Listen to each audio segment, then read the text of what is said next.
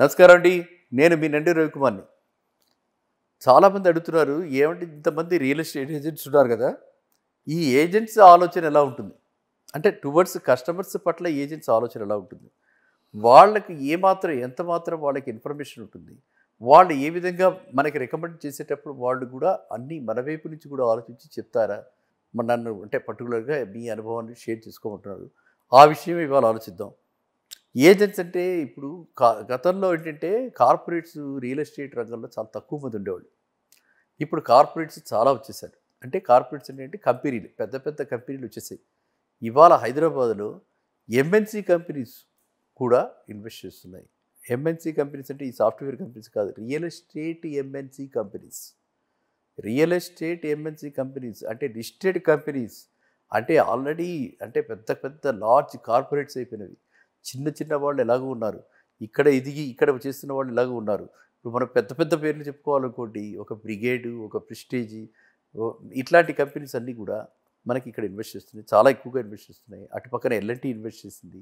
ఇప్పుడు మనకి ఇక్కడ హోమ్ గ్రోన్ సాయిల్ మనం ఇక్కడ పుట్టి, మన దగ్గర పెరిగి వాళ్ళు చూస్తే మనకి మైహూమ్ గానీ, అపర్ణ గానీ, ఎస్ఎంఆర్ గానీ ఇట్లా చాలా కంపెనీస్ ఈ ల్యాన్సమ్ వాళ్ళు గానీ వీళ్ళంతా కూడా ఇక్కడే పుట్టి, ఇక్కడే పెరిగిన వాళ్ళు. అంటే ఇక్కడంటే మనకి తెలుగు జాతికి చెందిన తెలుగు రాష్ట్రాల్లో వీళ్ళు ఇలా ఈ విధంగా ఎదిగిన వాళ్ళు. వీళ్ళంతా కూడా ఉన్నారు.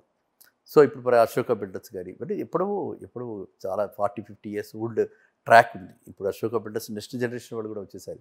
సో, కాబట్టి వీళ్ళందరినీ మనం పరిగణనలోకి తీసుకుంటే వీళ్ళకి ఉన్నటువంటి ఇలాంటి వాళ్ళు రావటం బట్టి రియల్ ఎస్టేట్ రంగానికి, తెలంగాణ రియల్ ఎస్టేట్ రంగానికి, హైదరాబాద్‌కి ఇన్ పర్టిక్యులర్ అండ్ ఇక్కడున్న వాళ్ళకి, హైదరాబాద్‌లో నివసిస్తున్న వాళ్ళకి ఒక రకంగా ఇది వరం.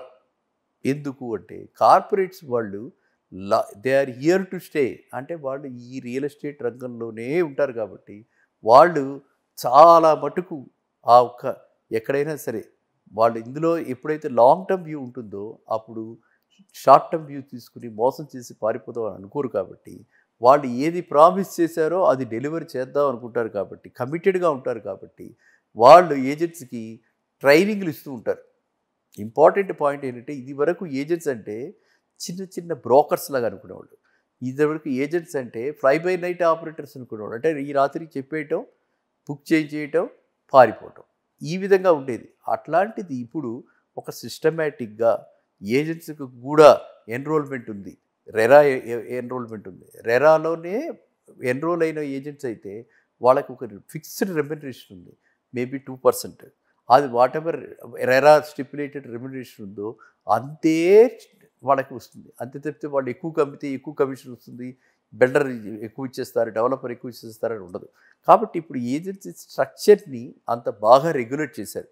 ఏజెన్సీ ఫాల్స్ ప్రామిసెస్ ఇవ్వకుండా ఏజెన్సీ ఏదైతే అక్కడ జరగబోతుందో, ఖచ్చితంగా అక్కడ జరుగుతుందో, ఏదైతే ఆల్రెడీ అక్కడ ఉందో మనకు తెలియకపోవచ్చు. ఇక్కడి నుంచి 5 కిలోమీటర్స్ అంటే 5 కిలోమీటర్స్ వాళ్ళు ఖచ్చితంగా చూపిస్తారు. మనకి పెట్టి స్పీడోమీటర్ మీద పెట్టి ఇదిగో చూడండి ఇక్కడ ఎంత రీడింగ్ ఉందో అక్కడ ఎంత రీడింగ్. అంత యాక్యురేట్‌గా ఇవాళ ఏజెంట్స్ ప్రొఫెషనల్‌గా పనిచేస్తున్నటువంటి ఒక అంటే చాలా ప్లేసెస్‌లో ఉన్నాయి. ఇక్కడ మన హైదరాబాద్ కూడా అలాంటిది ప్రొఫెషనల్‌గా ఇక్కడ ఉన్నటువంటి ఏజెంట్స్ చాలామంది ఉన్నారు. సో, అలాంటి ఏజెన్సీ ద్వారా మనం తీసుకోవటం వల్ల వచ్చే లాభం ఏంటంటే, పోస్ట్ సేల్ కనెక్టివిటీ కూడా ఉంటుంది. ఇప్పుడు ఒక్కోసారి మనం అనుకోకుండా అనూహ్యమైన పరిస్థితుల్లో అమ్మేయాల్సొస్తుంది. అమ్మేయాలంటే కూడా ఆ ఏజెంట్ హెల్ప్ చేస్తాడు. ఆ ఏజెంట్ మనకి మళ్ళీ కనిపిస్తాడు. ఆ ఏజెంట్ టచ్‌లో ఆయన లేకపోయినా కూడా మనం వెళ్లి వాళ్ళని అడిగితే వాళ్ళు చేసి పెడతారు. కాబట్టి ఏజెంట్స్ దృష్టి కూడా పూర్వకాలం అంటే ఒక 20 ఏళ్ల క్రితానికి ఇప్పటికి పోలిస్తే చాలా మారింది. గత దశాబ్దంలో ఏజెంట్స్ కంప్లీట్‌గా రెరా వచ్చేసిన తర్వాత చాలా చక్కగా నేషనల్ వైడ్‌లో కూడా ఇది ఒక రెగ్యులేటెడ్‌గా ఏజెన్సీని అపాయింట్ చేసుకోవటం, agency background, agency due diligence అంతా కూడా చాలా బాగుంది. అందువల్ల గతంలో లాగా కాకుండా వీళ్ళు ఫాల్స్ ప్రామిసెస్ చూపించట్లేదు, అరచేతిలో వైకుంఠం చూపించట్లేదు, కనపడని చంద్రుడి మనకి చూపించట్లేదు. కాబట్టి అన్నీ కూడా ఎక్కడ ఏవి ఉన్నాయో అవే చెప్తున్నారు. ఇదిలాగా ఉండగా కానీ ఏజెంట్‌కి ఎప్పుడూ కూడా తొందరగా సేల్స్ చేయాలి. సేల్స్ చేస్తేనే నాకు రెమ్యునరేషన్ వస్తుందన్నటువంటి ఒక ఆతృత అయితే ఉంటుంది. ఆ ఆతృతను కూడా మనం పరిగణలోకి తీసుకొని, ఓహో! ఈయన ఎందుకు చెప్తున్నాడు అనేది మనం ఆలోచించాలి. ఒక్కొక్కసారి ఏంటి బిల్డర్స్ ఆల్రెడీ వీళ్ళకి చెప్పేస్తారు ఏజెంట్స్‌కి. From so and so date మేము రేట్ ఎన్హాన్స్‌మెంట్ ఉంటుంది. ఈ ఆఫర్ ఓన్లీ 3 మంత్స్‌కి. ఈ ఆఫర్ ఓన్లీ ఫర్ 50 డేసు. ఇలాంటివి కూడా ఉంటాయి. బిల్డర్స్ ఏజెన్సీకి చెప్తారు కాబట్టి మనం అలాంటి డాక్యుమెంట్స్ని కూడా అడగాలి. ఏమంటే మీరు ఇంత తొందరపడుతున్నారు, మమ్మల్ని మాకు టైం ఇవ్వండి అని అంటాం. టైం ఇవ్వడమే కాకుండా అసలు ఎందుకు తొందరపడుతున్నారు, మీరు ఎందుకు తొందరపెడుతున్నారు అంటే, లేదమ్మా ఇదిగో ఫస్ట్ 50K ఈ ఆఫరు, ఓన్లీ ఫస్ట్ 25K ఈ ఆఫరు, లేదు ఈ ఫస్ట్ లేన్లో ఫస్ట్ ఫేజ్ 1లోనే ఈ ఆఫరు. ఈ విధంగా వాళ్ళు కాగితాలు ఏదైనా మనకి ఎవిడెన్స్ అది చూపిస్తే అది మనం పరిగణలోకి తీసుకుని నిర్ణయం తీసుకునేటప్పుడు ఇట్లాంటివన్నీ కూడా పరిగణలోకి తీసుకోవాలి. ఏజెంట్స్ అందువల్ల ఏంటంటే, ఏజెంట్స్ ఎప్పుడు కూడా మనం వాళ్ళేదో మన దురాశకి వాళ్ళేదో వాళ్ళ డబ్బులు స్వార్థానికి మన మీద రుద్దుతున్నారు అన్నటువంటి ఒక దురభిప్రాయమే కాకుండా వాళ్ళ పట్ల మనకి సదభిప్రాయం కూడా ఉండాలి. ఎందుకంటే వీళ్ళంతా కార్పొరేట్ ఏజెంట్స్ అయి ఉండొచ్చు, వీళ్ళకి కార్పొరేట్ ఏజెంట్స్ కాకపోయినా మామూలు ఏజెంట్స్ అయినా ట్రెడిషనల్ ఏజెంట్స్ అయినా వీళ్ళందరికీ డైరెక్ట్గా డెవలపర్తో కనెక్ట్స్ ఉంటాయి.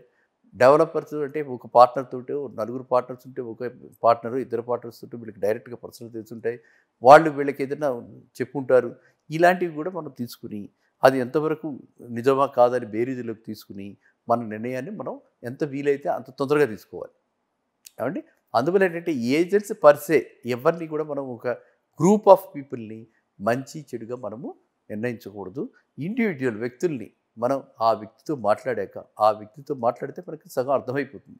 ఓకే, ఈయన ఏ లెవెల్లో చెప్తున్నాడు, ఎందుకు చెప్తున్నాడు, దీనికి ఇందులో నిగూఢంగా ఏముంటుంది, స్వార్థం ఒకటే ఉందా, అంతే. ఎవరు ఉత్తిరే ఏది రాదని చెప్పినట్టుగా ఏది రాదు కదా. కాబట్టి ఉత్తిగా ఏమీ చెయ్యరు.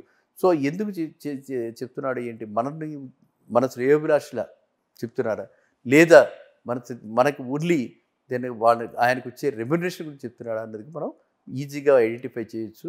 ఆ ఏజెంట్ చెప్పేటువంటి ప్రతి విషయానికి కూడా ఎవిడెన్స్ బ్యాక్ ఉంటుంది కాబట్టి ఆ ఎవిడెన్స్ని మనం పరిగణలోకి తీసుకుని మన నిర్ణయం మనం తీసుకోవాలి. ఓకేనా. సో అందువల్ల ఏజెంట్స్ ఏ విధంగా ఉంటున్నారు ఇప్పుడు అంటే క్లారిటీ అందరికీ వచ్చిందని అనుకుంటున్నాను. ఏజెంట్స్ పాతకాలంతో పోలిస్తే ఈ కాలంలో informed, educated people. First thing educated, next thing trained, next thing informed. మనకంటే ఎక్కువ ఇన్ఫర్మేషన్ వాళ్ళ చేతుల్లో ఉంది. వాళ్ళ అందరి అధికారుల దగ్గరికి చాలామంది దగ్గరికి వెళ్తూ ఉంటారు. ఎక్కడెక్కడ శాంక్షన్స్ అవుతున్నాయి, ఎలా జరుగుతుంది అని వాళ్ళ దగ్గర రిజిస్ట్రార్ ఆఫీస్ దగ్గర నుంచి కామన్ మ్యాన్ దాకా ప్రతి ఇన్ఫర్మేషన్ వాళ్ళ దగ్గర ఉంటుంది. కాబట్టి ఏజెంట్స్ ఆర్ ఆల్సో అంటే ఇది ప్రకట్లా కాకుండా good well wishers of our society, well wishers of their customers, well wishers of our city. కాబట్టి ఏజెంట్స్ని కూడా మనం పరిగణలోకి తీసుకుని వాళ్ళని కూడా మనం మన యొక్క వాటి శ్రేయోభిలాషల్లో పరిగణించి మనం వాళ్ళు చెప్పినవన్నీ విని ఏజెన్సీ పట్ల మనం ఒక నిర్ణయం తీసుకోవాలి. ఆ ఏజెంట్ని మీరు సరైన ఏజెంట్ని సెలెక్ట్ చేసుకోవటం మాత్రం అది మీ బాధ్యత. దానికి ఎవరూ చేయలేరు. సరైన ఏజెంట్ కాకుండా ట్రెడిషనల్గా ఏదో మొహమాట పడిపోయి అడగటానికి మనం ఏదో కొంచెం సంకోచించి ఇలాంటివన్నీ నిర్ణయాలు తీసుకోకండి. ఫ్రీగా చక్కగా అడిగి అన్ని విషయాలు కూలంకషంగా తెలుసుకుని మీరు సరైన ఇన్ఫార్మ్డ్ డెసిషన్ మీకు ఏదైతే కరెక్ట్గా అనిపిస్తుందో అదే డెసిషన్ తీసుకుంటే ఆల్ అప్రూవల్స్ ఉన్న ప్రాజెక్టులో మళ్ళీ చెప్తారు, ఎన్ని అప్రూవల్స్ ఉన్న ప్రాజెక్టులో కనుక మనం పెట్టుబడి పెడితే ఖచ్చితంగా సరైన లొకేషన్లో పెట్టుబడి పెట్టిన వాడికి మ్యాక్సిమం 3 ఇయర్స్లో ఇక్కడ మన తెలంగాణ చుట్టూ డెఫినెట్గా 100% ఎంగేజ్ ఉంటుంది. కాబట్టి మీరంతా కూడా త్వరగా నిర్ణయం తీసుకుని మీకు మీ అందుబాటులో ఉన్న స్థలాల్లో, అందుబాటులో ఉన్న ఫ్లాట్స్లో మీరు ఇన్వెస్ట్ చేయండి. మళ్ళీ కలుద్దాం నెక్స్ట్ వీడియోలో. నమస్కారం.